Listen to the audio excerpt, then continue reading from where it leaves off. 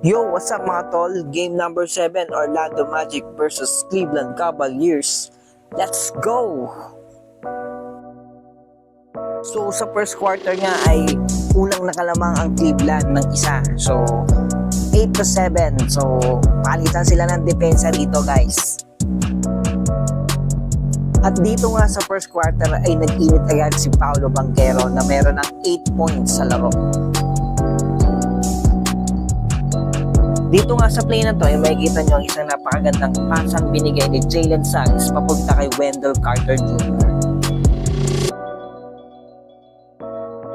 Dito sa first quarter ay umabot ng siyamang lamang ng Orlando, ngunit si Caris LeVert ay sumasagot para sa Cavaliers. Patuloy naman ang magandang nilalaro ni Paolo Banchero para sa Orlando Magic.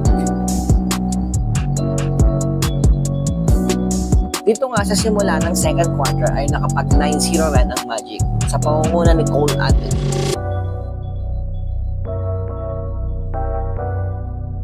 Tuloy-tuloy nga magandang nilalaro ng Orlando Magic dito sa second quarter.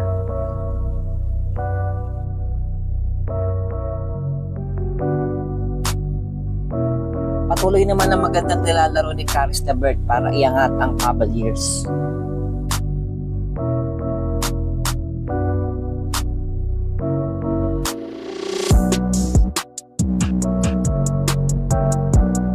Dito nga ay sumagot din si Donovan Mitchell ng isang mapakahirap na layup para sa Cavaliers.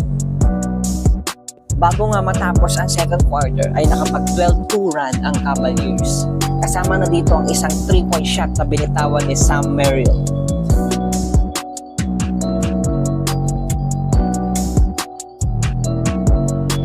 Mainit nga ang simula ni Donovan Mitchell dito sa third quarter.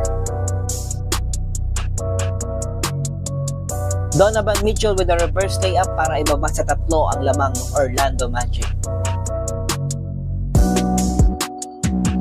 Dito nga sa third quarter ay sinasagasaan na ni Mitchell ang depensa ng Orlando Magic.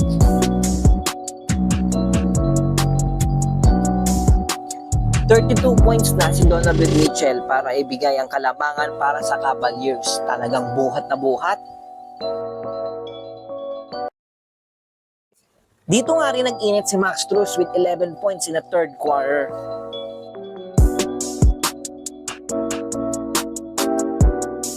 Grabe talaga ang pinakita ni Donovan Mitchell dito sa third quarter. 17 points ang binitawan niya dito sa quarter na ito.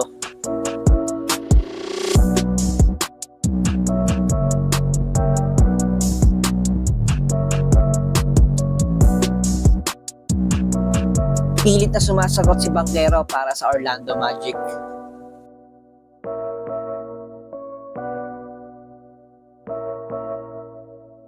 Ngunit napakaganda pa rin naman ang pinapakita ni Caris LeVert off the bench with 15 points. Patuloy pa rin ang magandang nilalaro ni Paolo Banchero with 33 points and this dunk.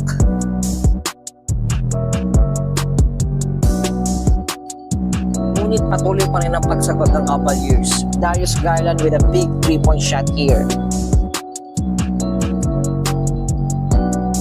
Binubuhat pa rin ni Paolo Banchero ang Orlando Magic with 36 big points.